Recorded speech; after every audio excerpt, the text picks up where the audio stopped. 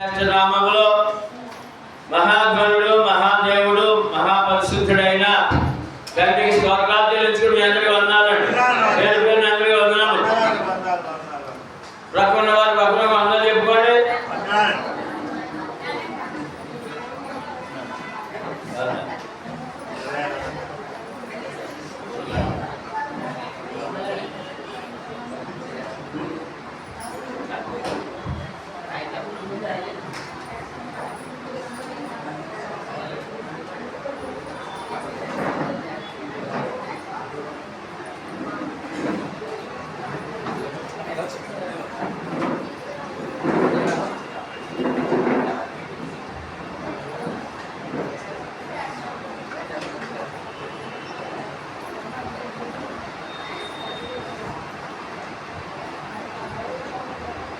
దేవుని మహాప్రభుని బట్టి మరొక దినము, మరొక ప్రభు దినము, ప్రభు యొక్క పునరుత్థాన దినము, ఆయనను ఆత్మతో సత్యముతో ఆరాధించే దినము, ఆయన ఆజ్ఞ పాటించే దినము, ఆజ్ఞ పాటించే దినము.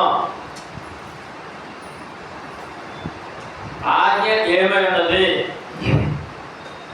ఆజ్ఞ ఏమిటి? ఎందుకు కూడుకున్నా మనం వేళ ఆదివారం దేవుని సన్నిధిలో ఎందుకు కూడుకోవాలి అని అంటే యోహాను సువార్త 4:24లో దేవుడు ఆత్మ కనుక ఆయన ఆరాధించువారు ఆత్మతోనూ సత్యముతోనూ ఆరాధించబడి ఆజ్ఞ అండి. ఆరాధన ఆజ్ఞ, ప్రభు ఆజ్ఞ, ప్రభు యొక్క ఆజ్ఞ. అందులో ఏముంది? ఇంకో ఆజ్ఞ ఉందండి. ఆరాధనలో ఇంకో ఆజ్ఞ ఉంది. ఏంటంటే శిష్యులకు అందించిన ఆజ్ఞ, హెచ్చరించిన ఆజ్ఞ, ఇచ్చిన ఆజ్ఞ. ఈ యొక్క ఆరాధనలు ఏం చేయాలి? ఆది కాండము మత్తయి సువార్త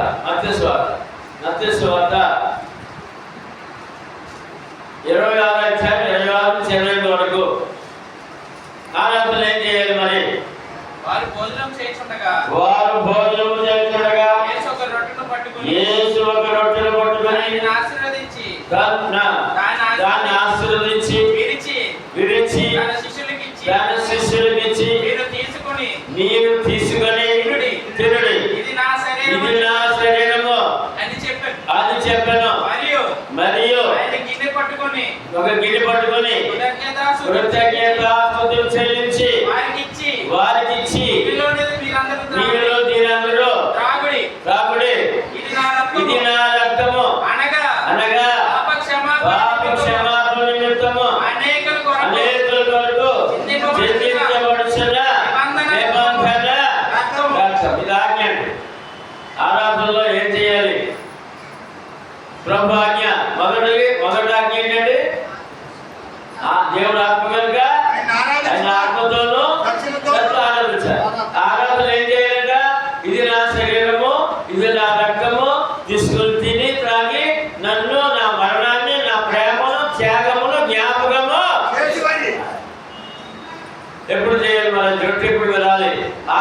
అపోస్తలుల కార్యములు 20 అధ్యాయము 7వ వచనము. ఆదివారం మేము రొట్టె విరుచుట. 20 అధ్యాయము అపోస్తలుల కార్యములు 20 అధ్యాయము 7వ వచనము. ఆదివారం మేము రొట్టె విరుచుటకు కూడినప్పుడు. ఎప్పుడంటే రొట్టె రాలే? ఆదివారం ఎప్పుడు వస్తుంది? నెలకోసారి వస్తుందా? సంవత్సరం ఒకసారి వస్తుందా? ఆదివారం, ప్రతి ఆదివారం ఎందుకు దేవుని సన్నిధిలో ఉండాలి? నీవు నేను అని అంటే రొట్టె వినాలి. ఇది ఆజ్ఞ, దైవాజ్ఞ. ఏంటంటే 2 సంగతులు ఉన్నాయి. ఆ 2 సంగతులు ఎప్పుడు చేయాలంటే ఆదివారం, ఆరాధన ఆదివారము. ఏమండి? రొట్టె వినడం కూడా ఆదివారం. నెలకోసారి కాదు, నెల సన్నిధి కాదు, తప్పది. లేదు బైబిల్ ఖచ్చితంగా బోధిస్తుందండి. కనుక ప్రభువు నమ్మినట్లయితే ఆయన వాక్యం నమ్మాలని, ప్రభు నమ్ముతారు లోకమంతా, వాక్యం నమ్మట్లేదు.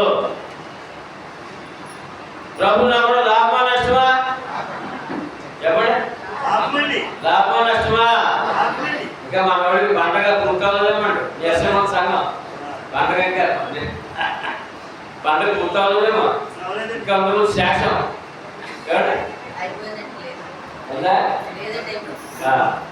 చూడండి ఎలాగా పిలవలాడుతుందో సంఘం, ఇంటి ఉంటుంది సంఘం. ప్రభు నమ్మితే లాభమా నష్టమా? లాభమని లాభమని యశ్వ్రభు వారే చెప్పారు. మార్క్స్ వార్త 9వ అధ్యాయము 23వ వచనము. అందుకు యేసు నమ్ముట నీ వలనైతే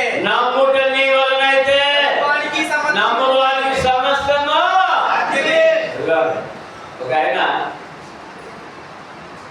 బలహీనుడై బిడ్డను తీసుకుని వచ్చి మార్కు 9:23 చదవండి. మనం మార్కు సువార్త 9:23లో అక్కడ సందర్భం ఏంటంటే, ఒక బలహీనుడైన బిడ్డను తండ్రి తీసుకొచ్చి ప్రభు శిష్యుల దగ్గర తీసుకొచ్చి స్వస్థపరచమన్నప్పుడు వారు స్వస్థపరచలేకపోయారు. అప్పుడు ఆయన ఇచ్చిన శక్తులు కూడా మహిమలు కూడా ఉపయోగించలేకపోయారు. ఎందుకు కారణం తెలియదు. కారణం వచ్చిందేమో శిష్యులకి దేవుడు ఇచ్చిన అధికారాన్ని మహిమను అక్కడ ప్రదర్శించలేకపోయారు. ఆ బాలుని స్వస్థపరచలేకపోయారు. కొంచెం గర్భిణిగా ఉన్న సమయం. అప్పుడు యేసు ప్రభువు వచ్చారు. ఆ సమయానికి అక్కడ వెంటనే అందరూ కూడా ఆయన దగ్గర తిరిగారు. ఏంటి మా శిష్యులతో ఏంటి వాదిస్తున్నారు, మీరు ఏంటి సంగతి అని అడిగారు. అప్పుడు ఆ బిడ్డను తీసుకుని వచ్చి ఆ తండ్రి అన్నాడు, ప్రభువా నా బిడ్డ ఇలా బాధ్యతతో బాధపడుతున్నా, మీ శిష్యులతో వచ్చారు, బాగు చేయలేకపోయారు మరి అని చెప్పారు అన్నాడు. అయితే మరి పరమవైద్యుడు కదా అడుగుతున్నాడు, ఏమని? ఎంతకాలం ఉంటుంది బలహీనత? మా డాక్టర్ దగ్గర ఎప్పుడైనా బలహీనత వెళ్ళామనుకోండి, ఏమంటాడు డాక్టర్? ఎంతకాలం ఉందమ్మా అంటాడు కదా. అలాగే అడుగుతాడు దేవుడు పరమవైద్యుడు, ఎంతకాలం ఉంది బలహీనత అని అడిగాడు. అప్పుడు సమాధానం ఏంటంటే, బాల్యం నుంచే బాబు అన్నాడు. ఎప్పుడు బాల్యం నుంచే అతడు నీళ్ళలోనూ అగ్నిలోనూ పడతాడు, మోస రోగం అని జవాబిచ్చాడు. జవాబిస్తూ వదిలేస్తే పర్లేదు. ఆ జవాబులో ఏం చెప్పాడంటే, ఏమైనా నీ వలనైతే అన్నాడు. దేవుడు ఏమన్నాడంటే, మహిమగల ప్రభు గారు ఎదురుకుండా నిలబడి అన్నాడు, ఏమైనా నీ వలనైతే మాకు సహాయమో. ఆ యొక్క అనుమానానికి, ఆ అవిశ్వాసానికి సమాధానం ఏంటంటే, నమ్ముట నీ వలనైతే నమ్మవారికి సమస్తము. ఇప్పుడు చెప్పండి, యేసుప్రభు నమ్మడం మా లాభమా నష్టమా? నమ్మడం లాభం పొందారు, నష్టపోతారా? లాభంలో సగం జనాలు ప్రభు నమ్మరు, లాభంలో ఉన్నారండి. కానీ ఆ లాభం ఎక్కడ వరకు వెళ్ళాలి? ఆత్మరక్షణ వరకు. ఎక్కడ వరకు? ఆత్మరక్షణ వరకు. భౌతిక అప్పుడు అక్కడ వాగ్దానం దేనికంటే శరీర రుగ్మత వరకు, అవసరాల వరకు వాగ్దానం. అది అక్కడ ఎందుకు ఏం కోరుకున్నాడు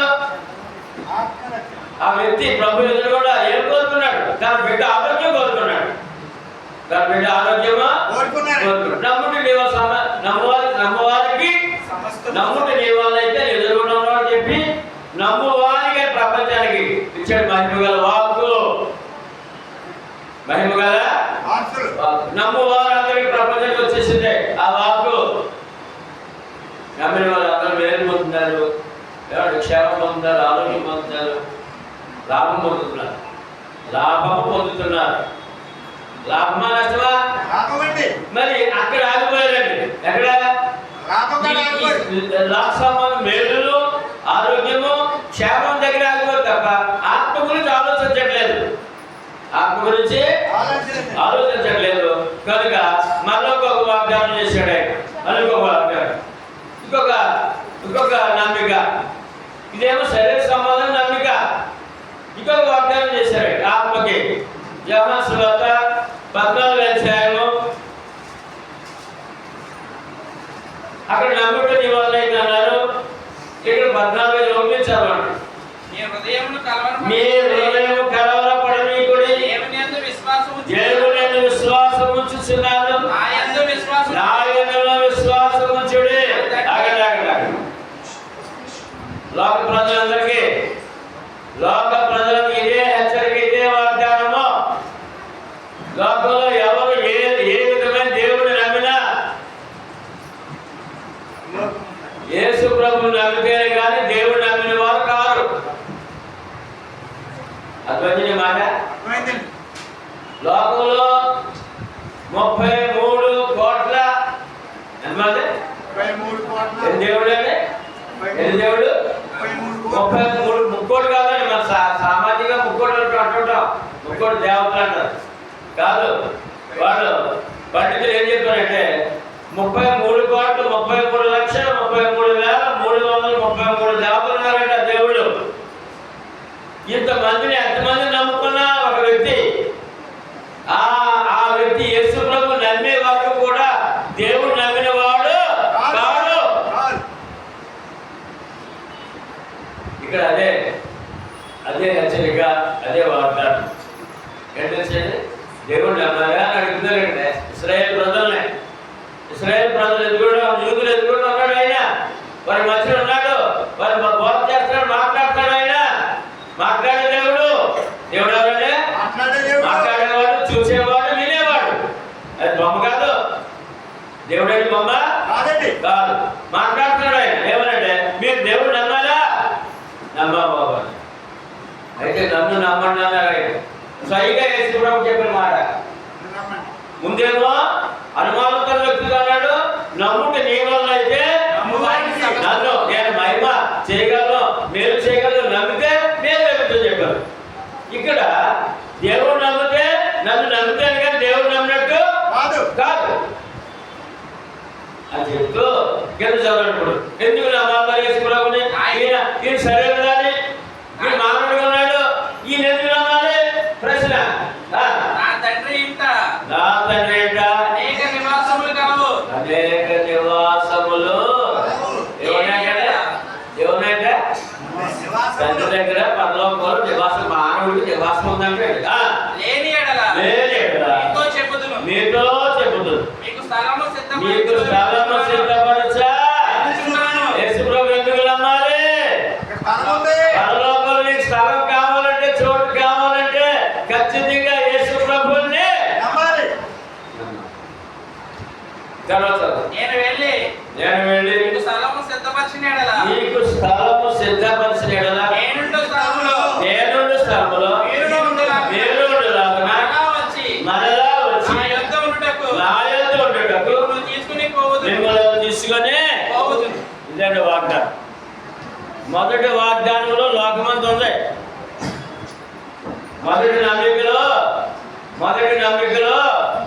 మొదటి వాగ్దానంలో నమ్ముటి నీ వాళ్ళైతే నమ్మాలి సమస్తము. అక్కడే ఉన్నారు, ఆగిపోయారు. అక్కడ ఆగిపోయారు. ఎక్కడ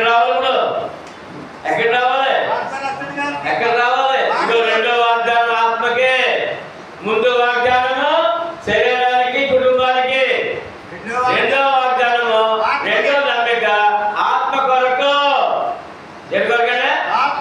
నమ్ముకునే వెళ్తే అది అక్కడేమో శరీరం అయిపోయింది, ఇక్కడేమో మీరు నమ్మినట్లయితే నేను వెళ్ళి ఎందుకు వెళ్ళాలి?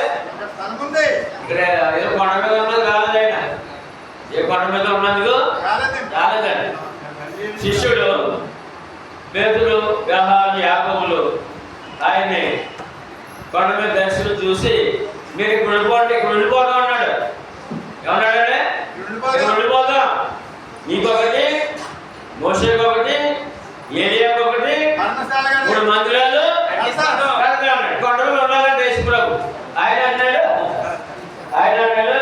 నేను వెళ్ళి ఏంటంటే మీ కొరకు ఏం చేయాలో, ఏం చెప్పాలో చెప్పడానికి చేయడానికి వచ్చాను. నేను వెళ్ళి మీకు స్థలము సిద్ధపరిచిన ఎడల నేనుండి స్థలములో మీరు నుండిలాగున మరలా వచ్చి నా యొద్ద ఉండుటకు మిమ్మల్ని తీసుకొని ఈ వాగ్దానం క్రైస్తవులు లేదండి. ఈ వాగ్దానంలో క్రైస్తవులేమో లేదండి. ఇవాళ ఆ భాగ్యం మీకు దొరికింది.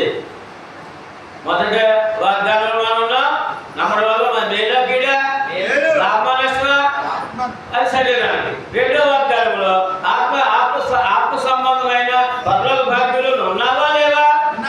పరలోకం కావాలా? ఈ లోకం శాశ్వతమా? ఎవడమ్మా? తర్వాత ఏంటి మరి? తర్వాత ఏంటి? నరకమా పరలోకమా? ఏం కావాలి అంటే రెండు వాగ్దానాలు. శరీరం గురించి నమ్మాలి, ఆత్మ కొరకు కూడా నమ్మాలి. ఒకే నమ్మకం కాదు, ఒకే నమ్మకము కాదు. రూపాయి బెడకు ఒకే పక్కన మొత్తం ఉండండి, రెండు వైపులా మొత్తం ఉంటుంది. రూపాయి బెడకు ఏముంటుంది? ఒక ప్రక్క మొత్తం ఉంటే చెప్పడమ్మా, ఒక పక్క ముద్ర ఉంటుంది, రెండో పక్క ముద్ర పాడలేదు. ఆ రూపాయలు ఎదురు వచ్చింది, ఆ రూపాయలు చెల్లుతుందా? ఎందుకని? రెండో పక్క ముద్ర, ఒక పక్క బొమ్మ. ఇవాళ క్రైస్తవుడు చెల్లని రూపాయిగా ఉన్నాడు లోకంలో. క్రైస్తవుడు రెండో పక్క ముద్రలు పడలేదు. ఏంటో ముద్ర అంటే ఆత్మ సంబంధం ముద్రలు పడలేదు, ఆత్మ సంబంధ వాక్యాలు లేడు. అందుకని ఆధారం ఏంటి ఇప్పుడు అంటే వాక్యమే ఆధారము. ఏంటంటే ఆధారము? వాక్యమే ఆధారము. యోహాను సువార్త 1వ అధ్యాయము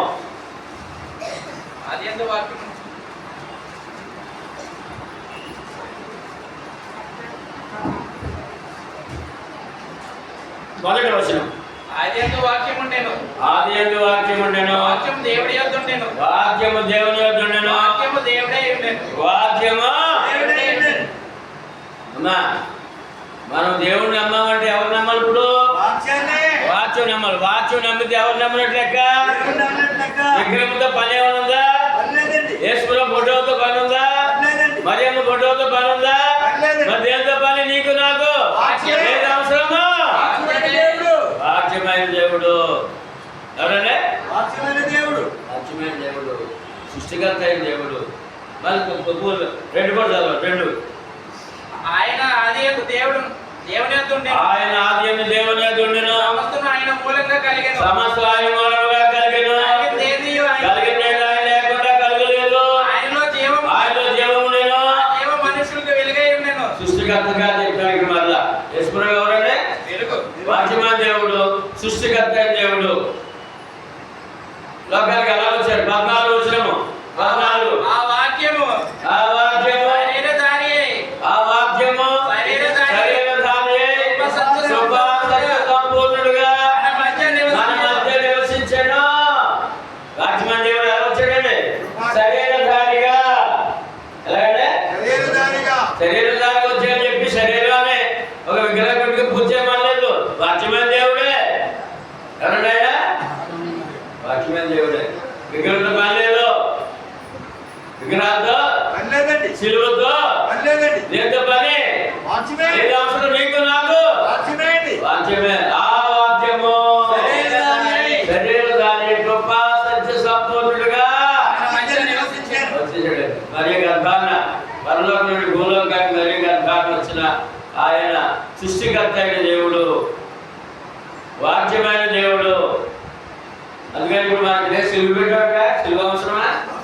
యేసుప్రభు ఫోటో అవసరమా? ఏం అవసరం? వాక్యమే అవసరము. వాక్యం గురించి భక్తుడే దావీదు ఏం చెప్పాడో చూద్దాం ఒకసారి. కీర్తనాకారుడు 138, కీర్తన 138. నేను నా పూర్ణ హృదయంతో నీకు కృతజ్ఞతాస్తుతులు చెల్లించుచున్నాను. నీ పరిశుద్ధాలైన బట్టు నేను నమస్కారం చేయుచున్నాను. నీ పరిశుద్ధాలయముతో నేను నమస్కారము చేయుచున్నాను. నీ నామం అంతటి కంటే నీవిచ్చిన వాక్యమును నీవు గొప్ప చేసి ఉన్నావు. ఏంటంటే ఏది గొప్ప? ఇప్పుడు మానవాళ్ళు గొప్ప ఏంటంటే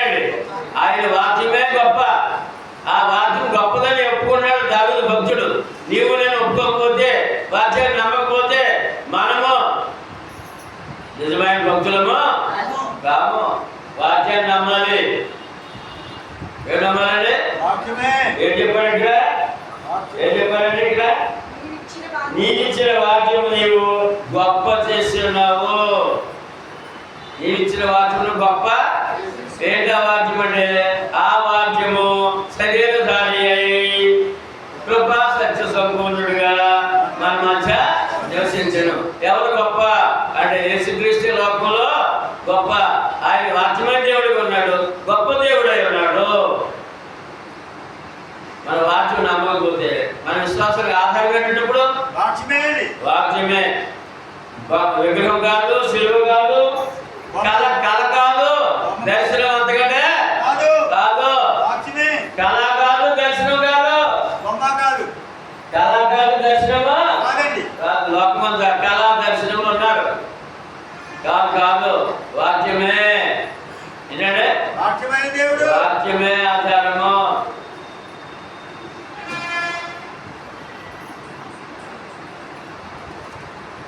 ఆ వాక్యమైన దేవుడు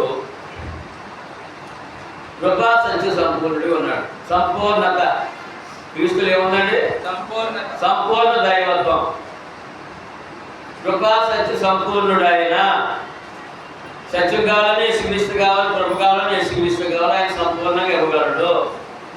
యేసుక్రీస్తులో వాక్యము ద్వారా. ఏ ద్వారా అండి? కీర్తనకారుడు ఇంకొక మాట చెప్పాడు. 119 కీర్తన 105 వచనంలో ఈ వాక్యం ఏం చేస్తుంది? నిన్ను నన్ను ఈ వాక్యము నా పాదములకు దీపమును నా త్రోవకు వెలుగై ఉన్నది. వాక్యం ఏమైందండి? విశ్వాసకి దీపం అంటే విశ్వాస జీవితానికి దీపం అంటాడు వాక్యం. పాదము దీపమంట, నా త్రోవకు వెలుగంట. వాక్యం నమ్మని వాడు కేవలం ప్రభువు నమ్మి ఊరుకుంటే, వాక్యం నమ్మకపోతే గుడ్డివాడుగా వెతుకోవాల్సిందే. ఆ కొండ, ఈ కొండ, మరేమ కొండ, ఇంకా ఏదో కొండ వాడు తిరుగుతున్నారు ప్రభు నమ్మి కూడా. ఎందుకంటే ఆ వాక్యం నమ్మలేదు కనుక దీపంగా లేదు ఆ వ్యక్తికి. త్రావు చూపించట్లేదు. త్రావు చూపించేది ఆయన వాక్యము.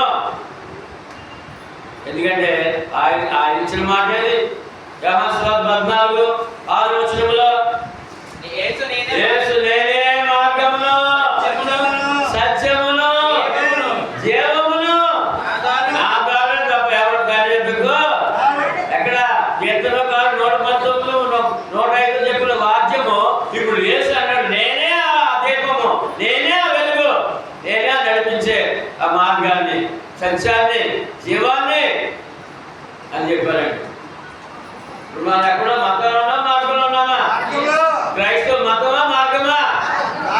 క్రైస్తవ మతం అనొచ్చా? అంటే ఎక్కడికి వెళ్తాడు?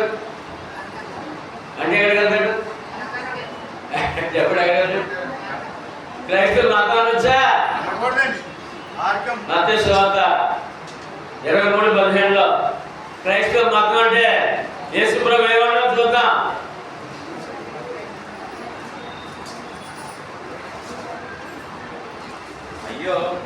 అయ్యో వేషధారులైన శాస్త్రులారా, పరిసయ్యులారా, ఒకరిని మీ మతములో కలుపుకున్నటకు మీరు సముద్రమును భూమిని చుట్టి వచ్చేదాడు. అతడు కలిసినప్పుడు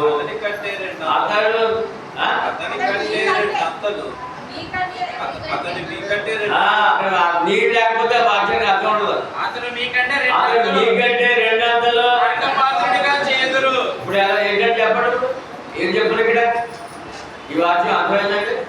యేసు ప్రభు వారు మతం విషయంలో మతస్థులని, ఆ యొక్క శాస్త్రులు, పరిసయ్యులు, ఆ యోగ మత పెద్దల్ని హెచ్చరిస్తున్నాడు, గర్దిస్తున్నాడు. శాపగ్రస్తులు అన్నాడు, వేషధారులు అన్నాడు. ఏమండి? ఒకరిని మీ మతములో కలుపుకున్నట్టు అయ్యో అన్నాడు. అక్కడ మతం అంటే యేసు ప్రభు ఏమన్నాడు? మతం అంటే అయ్యో వేషధారులైన శాస్త్రులారా పరిసయ్యులారా ఒకరు మీ మతంలో కలుపుకున్నటకు సముద్రమును భూమిని చుట్టూ వచ్చేదారు. అతను కలిసిన తర్వాత మీకంటే రెండంతలో నరకపాత్రుడు. చెప్పండి ఇప్పుడు మతం అంటే నష్టమా లాభమా? మతం అంటే నష్టమా లాభమా? నష్టమా లాభమా? ఏంటి నష్టం? నరకం అంట. ఎవరి నోట్లు వచ్చిన మాట? మన ప్రభు అయిన యేసుక్రీస్తు నోట్లు వచ్చిన మాట వాక్యము. లోకం ఎలా ఉందండి? మతంలో ఉన్నారండి, మతం పుచ్చుకున్నానంటారండి. ఏం పుచ్చుకున్నారా? మతం పుచ్చుకున్నారు, మతంలో వెళ్ళిపోయారు. కాబట్టి మతం మార్పుడు. ఇది గోల, లోకం అంతా ఇదే గోల. క్రైస్తవ మతం అన్నా నరకానికే, ఏ మతం అన్నా నరకానికే. ఏ మతం అయినా క్రైస్తవ మతం అన్నా నరకానికే, ఏ మతం అయినా నరకానికే. ఎవరు చెప్పారు? సృష్టికర్త అయినా దేవుడు చెప్పాడు. మార్గం చూపించిన దేవుడు చెప్పాడండి. నా ద్వారా తప్ప నా ద్వారా అంతకంటే ఛాలెంజ్ ఎవరు చేయాలి? అంతకంటే గట్టిగా ఏం చెప్పాలి? విజయబాబు, నా ద్వారా తప్ప ఎవరికి అంతకంటే ఏం చెప్పాలి? లోకానికి ఏం లేదుగా. నా ద్వారా తప్ప ఎవరు తండ్రి వద్దకు తప్పండి. తెలియదు పరలోకానికి. నా ద్వారా తప్ప పరలోకం మీకు లేదు, నా ద్వారా పరలోకము అని చెప్పారు. ఇప్పుడు ఏం కావాలి చెప్పండి? నరకం కావాలా? యేసుప్రభు మాట అవసరం. అప్పుడు యేసుప్రభు వాక్యం అవసరమా? ఏం నేర్పిస్తారు పరలోకానికి? ఆయన వాక్యము. నిజండి, వాక్యము దీపము. త్రోవ. దీపమే ఉంది, త్రోవ చుట్టూ ఇది వాక్యమే. నీ వాక్యము నా పాపములకు దీపమును, నా త్రోవకు వెలుగు. మరి మతం అయిపోతుందండి. మరి అనేక మతాలు లోకంలో ఉన్నాయండి.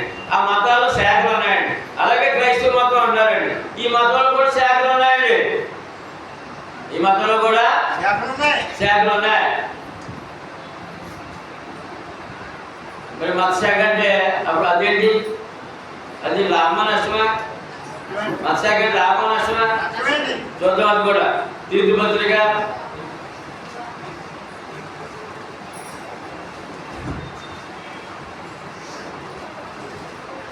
3:10-11 తీతు పత్రిక. మత భేదం కలిగించు మనుషులు ఉన్నారా లేదా? మనుషులు మత భేదం కలిగించే మనుషులు ఉన్నారా లేదా? లోకమంతా వాళ్ళే. మత భేదం అంటే మతము, క్రైస్తవ మతం అన్నా ప్రమాదమే, మత శాఖనే ప్రమాదమే. మత భేదం కలిగించే మనుషులకు ఒక 2 సార్లు బుద్ధి చెప్పాలంట, ఒకసారి 2 సార్లు చెప్పాలంట. వాళ్ళు వదిలేయకూడదంట. అలాగా కొన్ని వాళ్ళ భక్తి అవ్వదండి, మాకు ఎందుకు అనకూడదంట. వాళ్ళ భక్తి అవ్వదండి, మాకు ఎందుకంటే అనకూడదంట. చెప్పాలంట. పరిశుద్ధ హెచ్చరిక. విజయబాబు చెప్పలేదా? చూడండి, మరి మీరు చెప్పారు కదా, దొరికింది భాగ్యం అభివృద్ధి వల్ల అది గొడవ మాకు ఎందుకంటే అంతే. ఇంకా కనుక ఏమంటే 1-2 వాళ్ళు బుద్ధి చెప్పిన మీదట వానినే చెప్పి వదిలేయండి.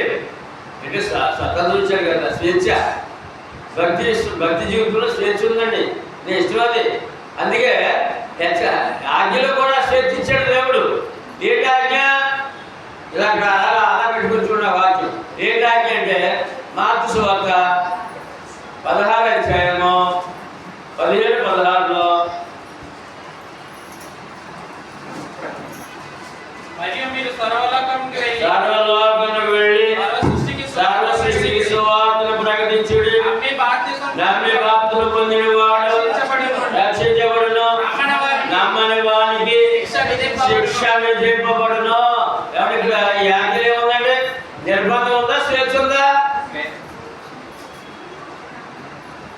ఈ వాక్యంలో నిర్బంధం ఉందా? స్వేచ్ఛ ఉందా? స్వేచ్ఛ. ఏంటంటే నమ్మితే రక్షణ, నమ్మకపోతే శిక్ష. అది నీ ఇష్టం, ఇంకా అది నీ ఇష్టం. ఇప్పుడు చెప్పండి, ఇది నిర్బంధమా స్వేచ్ఛ? చెప్పండి, అర్థమైంది మీకు? ఇప్పుడు ఈ వాక్యము దేవుడు నమ్మడం బాప్తిసం పొందడం స్వేచ్ఛ నిర్బంధమా? స్వేచ్ఛ. ఈ స్వేచ్ఛను ఎలా ఉపయోగించాడు మానవుడు అంటే ఒక మత శాఖ ఉపయోగించుకున్నాడు. ఆ స్వేచ్ఛ చాలా వెనుకాలు వేసింది. ఇప్పుడు ఆ స్వేచ్ఛ ఆదాము హవ్వ దగ్గర కూడా దేవుడు స్వేచ్ఛ ఇచ్చాడండి. స్వేచ్ఛ, నిర్బంధం కాదు. ఏం చెప్పాడండి ఆదాము పండు విషయంలో? ఇదిగో ఈ తోట మధ్యలో మంచి చెడ్డ తెలివి సురక్షం ఉంది, అది మరణ ఫలము, తిరుజన్మను చచ్చిపోతావు, జాగ్రత్త. తిరుజన్మన తినకూడదు లేదు, తింటే చచ్చిపోతావు, జాగ్రత్త. అంటే స్వేచ్ఛ. తింటావో తినవో ఇష్టం, మరి అంతే కదా. అక్కడ స్వేచ్ఛ, ఇలా రక్షణ విషయంలో కూడా స్వేచ్ఛ. మరి ఆయన ఏం చేస్తారు? స్వేచ్ఛను బట్టి ఏం చేశారు? ఆదాము అవ్వము తినేసి భర్తకు తెచ్చిచ్చేసి ఆయన కూడా ఆహారం తీసుకోకుండా అది తినేసి ఏం చేయాలంటే శాపగ్రస్తులు అయ్యారు. ఎవరంటే చెప్పించబడ్డారు. స్వేచ్ఛలో అంత ప్రమాదం ఉంది, జాగ్రత్తగా నిలదీసుకోవాలి. వాక్యం దేవుడు ఏం చెప్తున్నాడో నిలదీసుకుని ఆ స్వేచ్ఛను ఆ ఆశీర్వాదంగా మార్చుకోవాలి, ఆశీర్వాదంగా మార్చుకోవాలి. దానికి ఆధారం వాక్యమే. ఆధారము వాక్యం. ఇక్కడ తీర్పుబద్ధులు చూద్దాం. 10 మంది చదవాలి కాబట్టి ఈ మతము మతశాఖ కలిగించే మనుషునికి ఒకటి రెండు మార్లు బుద్ధి చెప్పిన తర్వాత మత వ్యాధి కలిసి చెప్పేవారు ఒకసారి రెండుసార్లు చెప్పండి అన్నారు. ఒకవేళ వారు అదే మత భేదంలో ఉంటే మార్గం చెప్పాలంటే ఆ వ్యక్తి మత భేదములు ఉంటే, మతశాఖలు ఉంటే దేవుని మార్గం తప్పాలంట. దేవుని మార్గము ఒకటి. ఇప్పుడు ఏ మార్గం అది? యేసు నేనే మార్గమును సత్యమును జీవమును, నా ద్వారా పరలోకి ఎవరు రావడలే మార్గం తప్పాలంట. ఈ మతం మతశాఖ ఒకటి. అట్టి వాడు మార్గము తప్పి తనకు తానే శిక్ష విధించుకున్నాడంట. అమ్మా, ప్రభుని నమ్మి రక్షించబడవలసిన వాడు శిక్ష విధించుకున్నాడంట. వాక్యం నమ్మకపోతే ఎంత ప్రమాదం ఉందో చెప్పండి. శిక్షలోనో రక్షణలోనో మనం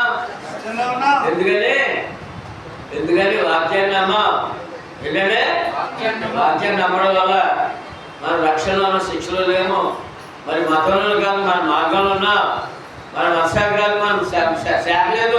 మతం కాదు, అందులో శాఖ లేదు. ఒకటే. ఇంకోటి ఉందండి అక్కడ. ఇంకోటి రెండే చెప్పాడు. మార్గం తప్పాలంట, శిక్ష విధించుకుంటాడంట. ఇంకేం చేస్తాడు? పాపము చేయించున్నాడు. ప్రభువు నమ్మి మతం అంటూ మతశాఖలు ఉంటే పాపం చేస్తాడు. కానీ పాప క్షమాపణ పొందలేదంట. పాప క్షమాపణ పొందలేదు, ఇంకా పాపం పెరుగుతుందంట. వాక్యం నమ్మలేదు. ఇప్పుడు అది తప్పించబడ్డా లేదా మనకి? ఎందుకని మన మతము మార్గమా? మార్గం, దైవ మార్గం, క్రీస్తు మార్గం, జీవ మార్గం, సత్య మార్గం, పరలోకానికి మార్గంలో పయనిస్తున్నాం. అదే రక్షణ సువార్త. రక్షణ సువార్త, సత్యవాక్యము. ఏ వాక్యం అండి? సత్యవాక్యము. ఎఫెసీయులకు రాసిన పత్రిక 3వ అధ్యాయము 1వ అధ్యాయం 13వ వచనం. ఎఫెసీయులకు రాసిన పత్రిక మీరు సత్యవాక్యమును అనగా ఈ రక్షణ సువార్తను విని క్రీస్తునందు విశ్వాసం ఉంచి వాగ్దానం చేయబడిన ఆత్మ చేత ముద్రింపబడితిరి. రక్షణ సువార్త అంటే అర్థం ఏంటంటే సత్యవాక్యం అంటాడు. సత్యవాక్యం అంటే అర్థం ఏంటంటే రక్షణ సువార్త అంట. రక్షణ సువార్త విని నమ్మి వార్తలు పొందితే దైవ ముద్ర, పాప క్షమాపణ ముద్ర. పాప క్షమాపణ క్రీస్తు రక్తపు ముద్ర, దేవుని కుమార్తెని ముద్ర, పరలోక హక్కుదారుడని ముద్ర. అది పడదు మన మీద. క్రీస్తు రక్తపు ముద్ర పడాలండి. అది వాక్యం ద్వారానే, సత్యవాక్యం ద్వారానే, ఏమండి ఆయన యొక్క రక్షణ సువార్త ద్వారానే ఆ భాగ్యము మనకు దొరుకుతుందని ఇక్కడ చెప్పడం జరుగుతుంది. దొరికిందా లేదా? దొరికింది. ఇప్పుడు ఈ బాప్తిస్మం అనే మాట, ఈ బాప్తిస్మం ద్వారా ప్రభుకి మనతో సంబంధం ఏంటి?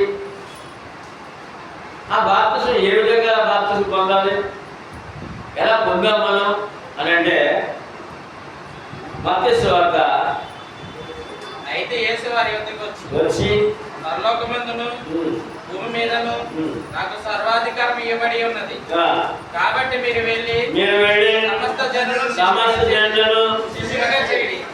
తండ్రి యొక్కయు కుమారుని యొక్కయు పరిశుద్ధాత్మ యొక్కయు నామములోనికి వారికి బాప్తిసం ఇచ్చుచు నేను మీకు ఏ ఏ సంగతులు ఆజ్ఞాపించుతునో వాటన్నిటినీ కైకొనవలెనని వారికి బోధించుడి.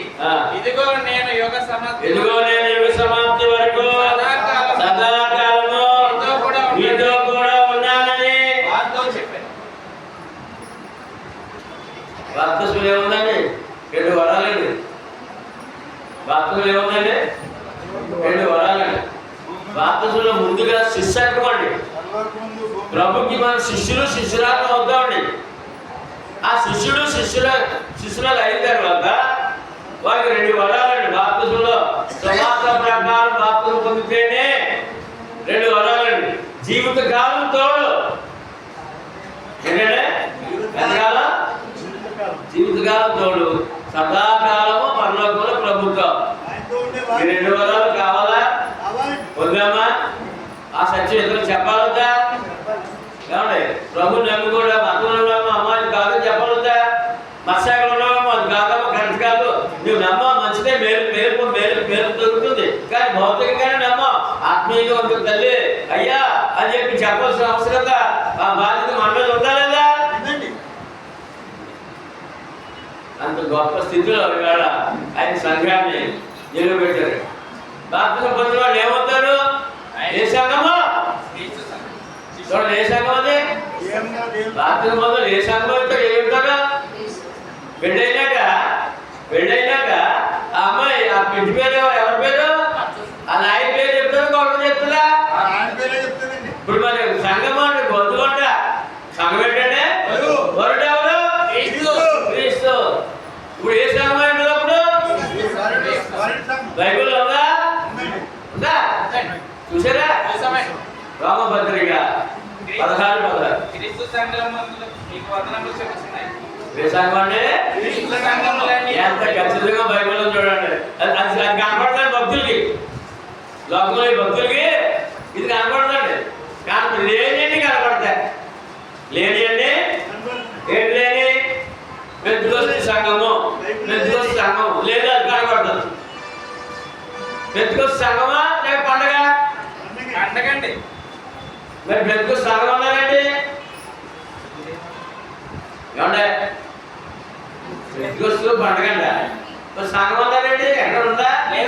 సుదీర్ఘ చదవలేక కనపడదా? మరి ఏమన్నా నేను చదివిన పండగ ఉంది. మరి చూద్దాం అపొస్తలుల కార్యములు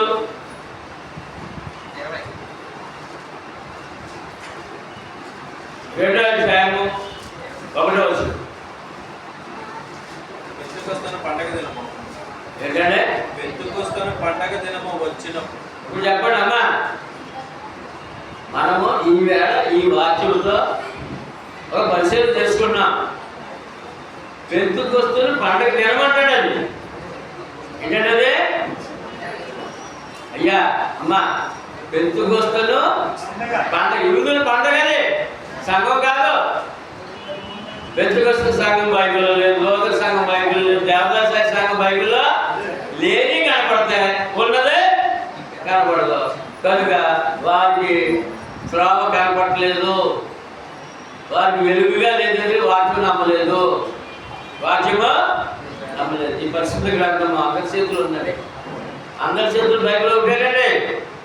అమెరికాలో ఉన్నా, అమలాపురంలో ఉన్నా ఒకటే బైబిల్, ఒకటే వాక్యము. కాబట్టి దేవుడు ఎంతమంది? దేవుడు ఎంతమంది? సంఘాలండి. చూద్దాం యోహాను సువార్త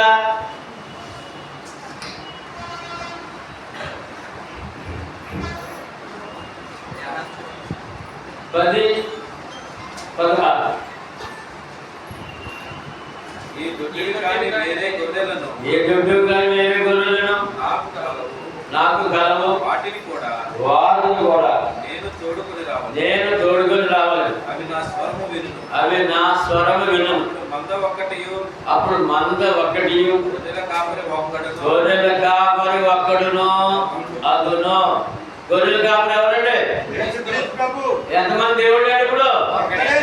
మరి మందలు ఏంటంటే మంద ఏంటంటే మందనగా ఏంటంటే సంఘము.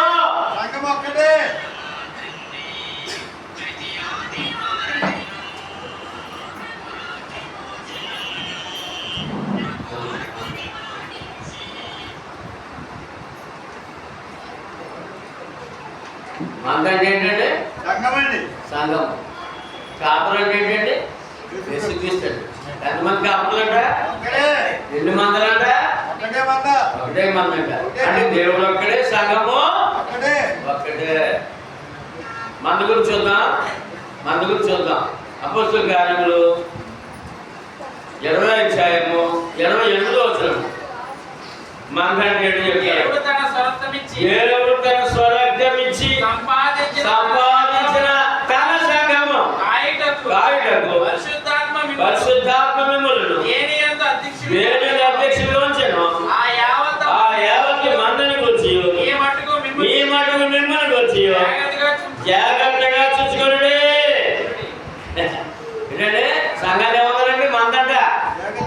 సంఘాలు ఏమన్నారు? మందంట. సంఘాలు వచ్చిందంట దేవుడు. ఎవరంటే? ఎవరైనా రక్తం దాకోసం ఎవరు? యేసుక్రీస్తు. ఏమన్నారు ఈ వాక్యంలో? దేవుడు తన స్వరక్తం ఇచ్చి సంపాదించిన తన సంఘం. ఎక్కడ మీరు? రక్తం దాకోసం కట్టిన సంఘంలో ఉన్నారండి. అది వాక్య ప్రకారం జీవితం అంటే. అటు భౌతిక ఆశీర్వాదాలు దాచిపెట్టి ఉంచాడు ఆయన, ఆత్మీయ ఆశీర్వాదాలు దాచిపెట్టాడు. భౌతిక ప్రార్థన జీవితం ఇచ్చాడు, పరలోక ఆస్తిక వారసులుగా చేశాడు. ఎక్కడంటే ఒక్కడే దేవుడు, ఒక్కడే సంఘంలో.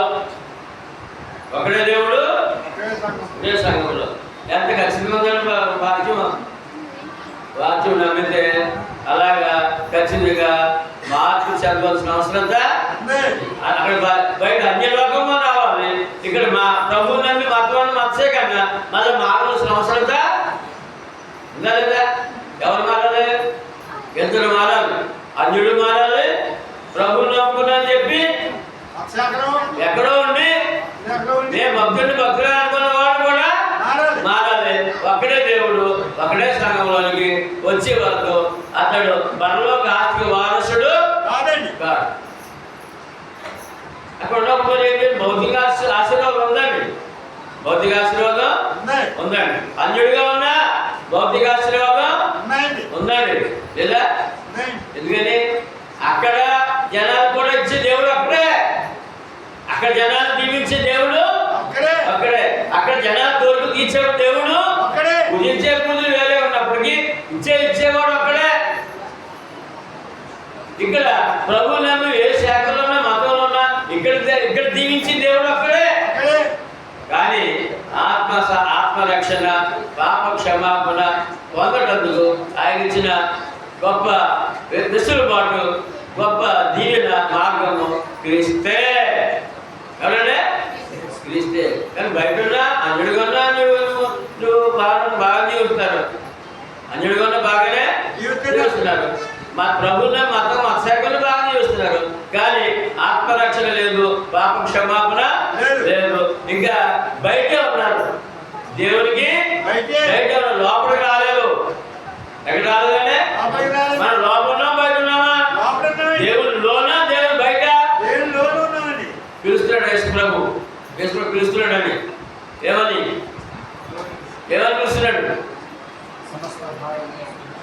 ఏం చూసి తెలుసండి? మత్తయి సువార్త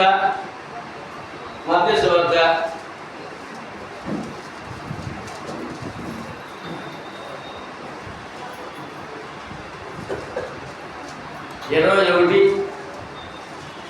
7:20.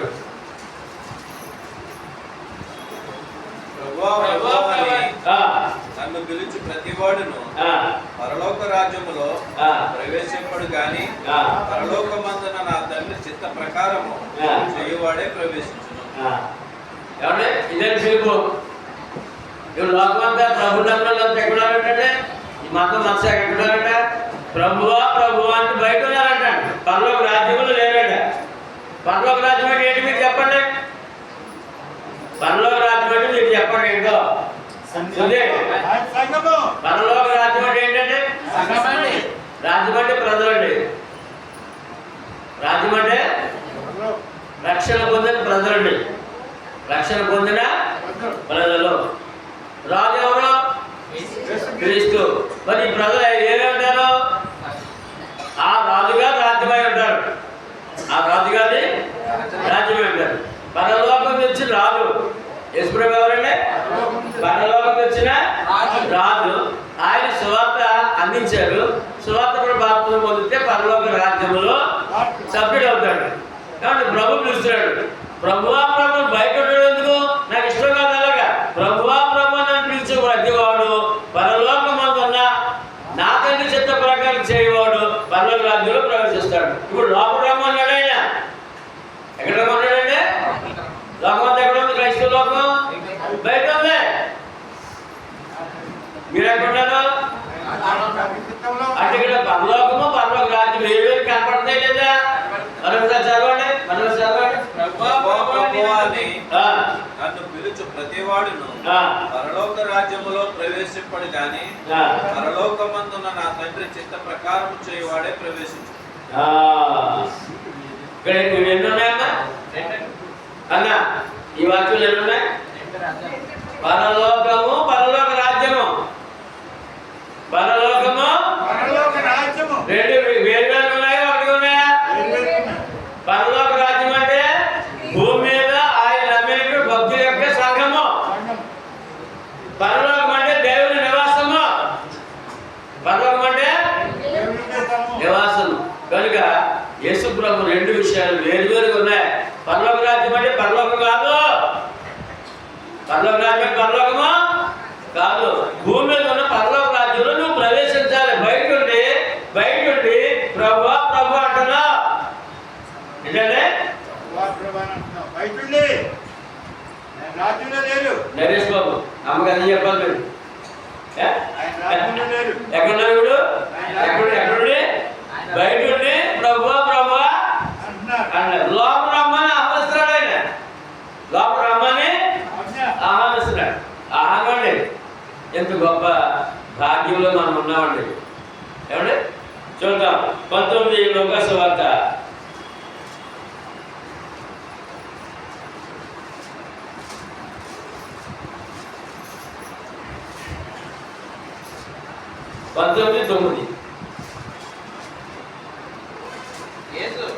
యేసు ఇతను అబ్రహాము కుమారుడే. ఎందుకనగా నేడు ఇంటికి రక్షణ వచ్చుచున్నది, నశించి దానిని వెతకి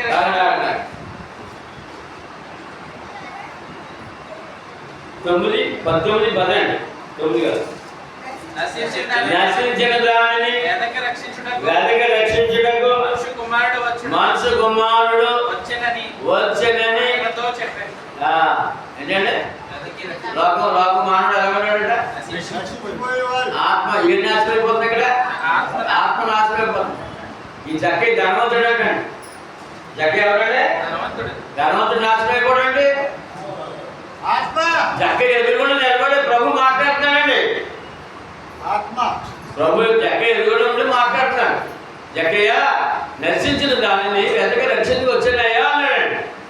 మరి అతను తెలిసి మాట్లాడా? ధనవంతుడు కదా. ఆత్మనాశనం అయిపోతుంది. ఆత్మనాశనం అయిపోకుండా రక్షణకు వచ్చానయ్యా అని చెప్పి అది చెప్పడం జరుగుతుంది. కనుక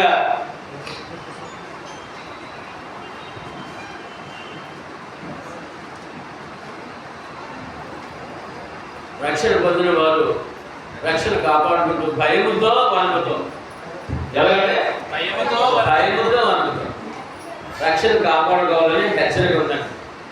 రక్షణ పొందిన వారు ఖచ్చితంగా సత్య వాక్యాన్ని నమ్మి మారు మనసు పొంది ప్రభు నమ్మిన మారు మనసు పొందాలండి. ఏంటంటే మతం కాదు, మత శాఖ కాదు, మన మతం కాదు, అందులో మారాలి అనే విషయాన్ని ఈవేళ మాకు ఖచ్చితంగా బైబిల్ బోధిస్తుంది. అది కూడా చూసి మనం ఈ వాక్యం ముగించుకుందాం. ఏంటంటే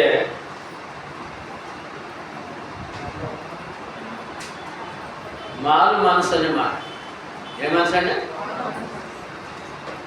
రెండు విధాలు ఉందండి. ఒకటేమో సృష్టి పూజ, రెండేమో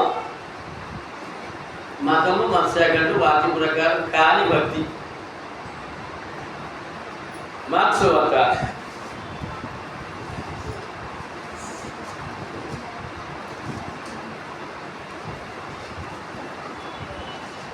16, 17, 16 బట్టి మనం చూస్తే మనము రక్షణ ఉన్నాం.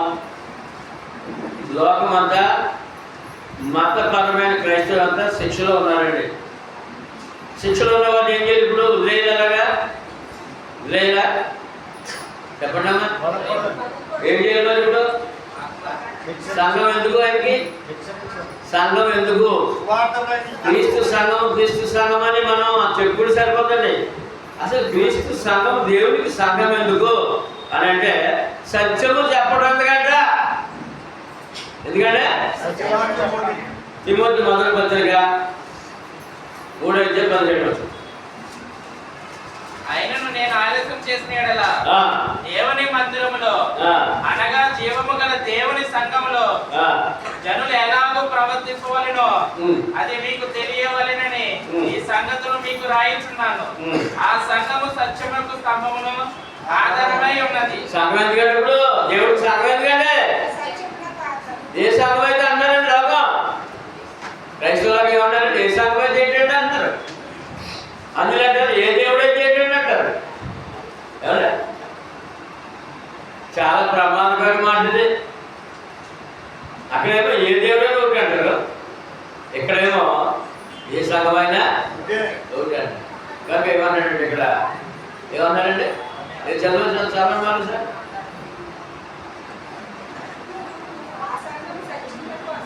ఆ సంఘము సత్యమునకు క్రీస్తు సంఘం ఎందుకంటే ఇప్పుడు సత్యం ప్రకటించడం గంట. ఎందుకంటే ఇప్పుడు ఎవరో ప్రకటిస్తున్నారా?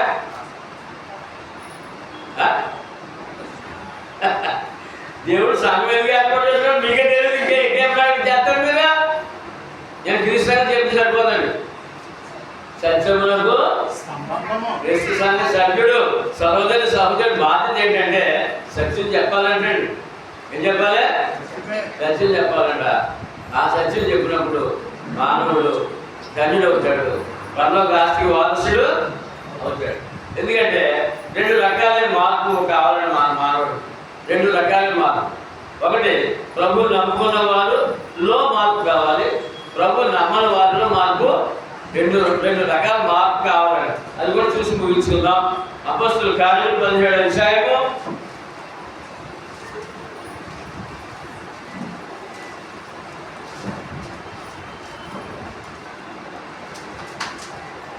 29:30 29వ వచనం 30వ వచనం 29:30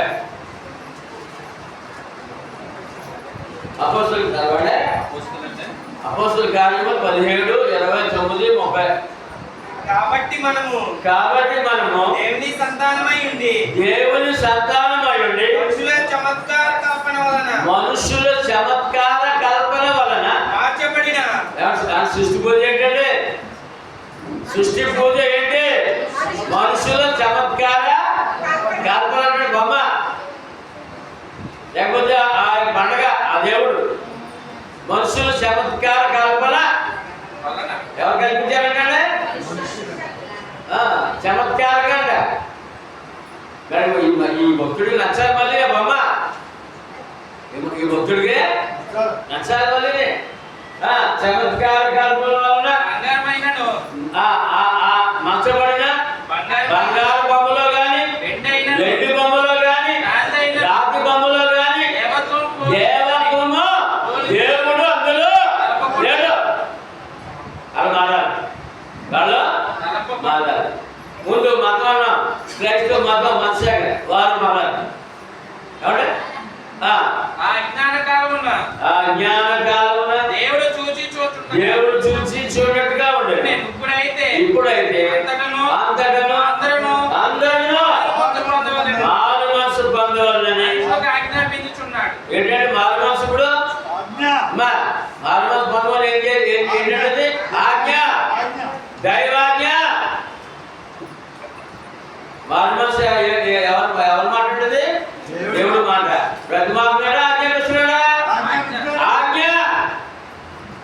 మారు మనసు పొందవాలని మనుషులకు ఆజ్ఞాపిస్తున్నాడు కనుక సృష్టి పూజలో ఉన్నా వాళ్ళు మారాలి.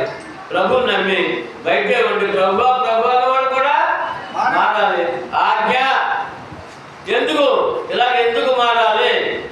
మేము బాగున్నాం కదా, అక్కడ పూజ బాగుంది కదా, మాకేం లోటు లేదు కదా, యేసు ప్రభు నమ్మి ఏదో సంఘం ఉన్నాం కదా, మాకు బాగుంది కదా, మాకు బాగుంది కదా. ఏమండి ఎందుకు మారాలి? బాగున్నప్పుడు ఎందుకు మారాలి? 31 వచ్చిన చెప్తున్నా ఎందుకు మారాలా? ఎందుకనగా తాను నియమించిన మనుష్యుల చేత నీతిని అనుసరించి భూలోకమున తీర్పు తీర్చబోయేడు ఒక దినమును నిర్ణయించి ఉన్నాడు. వృత్తులలో నుండి ఆయన లేపినందున దీనిని నమ్ముటకు అందరికీ ఆధారము కలుగు చేస్తున్నాడు. ఎందుకు మారాలంటే తీర్పు దినం ఉందంట. ఏముందంటే ఎలా నమ్మాలంటే యేసు ప్రభు చూసే నమ్మాలంట, యేసు ప్రభుని వినే నమ్మాలంట. ఎందుకంటే శరీరధారైన యేసు ప్రభు మరణించి సమాధి తిరిగి లేచాడు కనుక, ప్రతి మానవుడు తిరిగి లేస్తాడని ఒక రుజువు ఇచ్చాడు కనుక, ప్రతి మానవుడు చనిపోయిన వాడు తిరిగి లేస్తాడని రుజువు ఇచ్చాడు కనుక, అందరూ దేవుని సింహాసనం నిలబడాలి కనుక, ఆయనకి సమాధానం చెప్పాలి కనుక మారు మనసు పొందవలసిన అవసరత ఉంది. ఆజ్ఞ ఏంటంటే నమ్మాలంటే అక్కడ బాగుంది ఇక్కడ బాగుంది చెప్పడం కాదు. ఈ భక్తి భక్తి ఎందుకు? భక్తి జీవితం ఎందుకు? సమాధానం చెప్పడం మీద భక్తి జీవితం ఎందుకు? ఎంతకాలం అన్నారు ఒక మాట చెప్పకపోతే బయటకు. భక్తి జీవితం ఎందుకు? భక్తి జీవితం ఎందుకు? పూర్తిగా సమాధానం రావాలి. పాప క్షమాపణ ఆత్మరక్షణ. పాప క్షమాపణ ఆత్మరక్షణ రావాలి. ఇప్పుడు ఆత్మరక్షణ కాదండి, పాప క్షమాపణ రావాలి. భక్తి జీవితం ఎందుకు? పాప క్షమాపణ ఆత్మరక్షణ కాబట్టి భక్తి జీవితం. అది లోకానికి తెలియదు, క్రైస్తవ లోకానికి తెలియదు కనుక మనం రక్షణ పొందున్నాం. మనం ఏం చేయాలి? ఇప్పుడు ఆ అన్య లోకానికి చెప్పాడు దేవుడు, మతంలో ఉన్న వారికి మా సగం చెప్పాడు దేవుడు. ఇప్పుడు క్రైస్తవుడు ఏం చేయాలి? అనగా క్రీస్తు సంఘం ఏం చేయాలి? నిజమైన భక్తుడు పాప క్షమాపణ ఆత్మరక్షణ పొందిన వారు ఏం చేయాలి? ఫిలిప్పీ పత్రిక, ఫిలిప్పీలు రాసిన పత్రిక 2:12 వచ్చిన మనం ఏం చేయాలి? అది ఇప్పుడు మనం రక్షణ పొందిన వారము కాగా నా ప్రియులారా, కాగా అందరూ చెప్పండి మాట, కాగా నా ప్రియులారా, మీరెల్లప్పుడూ విధేయులై ఉన్న ప్రకారము అవిధేయులుగా ఉన్న ప్రకారం నా ఎదుట ఉన్నప్పుడు మాత్రమే కాక మరి ఎక్కువగా నేను మీతో లేని ఈ కాలం కాలమందును అంటే ఇప్పుడు ఆరాధన ఈ గంట సమయంలోనైనా భక్తి రేపుడు ఇదే ఎల్లప్పుడే ఎదురు కూడా ఉన్నప్పుడే కాదు కాలమందున భయముతోను భయముతోను వణుకుతోను ఈ మాట అందరూ చెప్పండి భయముతోను వణుకుతోను నీ సొంత రక్షణ కొనసాగించుకోవాలి. ఎలా కాపాడుకోవాలి భయముతోను వణుకుతోను ఆ, సొంత రక్షణను ఆ, కొనసాగించుకోవాలి. మనం ఏం చేయాలి ఇప్పుడు భయముతోను వణుకుతోను మన సొంతమైన రక్షణ కాపాడుకోవాలి. బయటలో ఏం చేయాలి అందులో ఏం చేయాలి విగ్రహాలను మారాలి. మతము మత్సకన వాడు ఏం చేయాలి ఆ మతం మత్సక బాగుంది కదా ప్రభునామని మీద జరిగింది కదా అక్కడ ఆగిపోకుండా ఆత్మరక్షణ కొరకు పాప క్షమాపణ కొరకు వాళ్ళు మారాలి. వాడు మారాలి నువ్వు రక్షణ కాపాడుకోవాలి. ఈ విధంగా దేవుడు ఆయన వాక్యం మనల్ని స్థిరపరిచి బలపరిచింది కాక ఆమె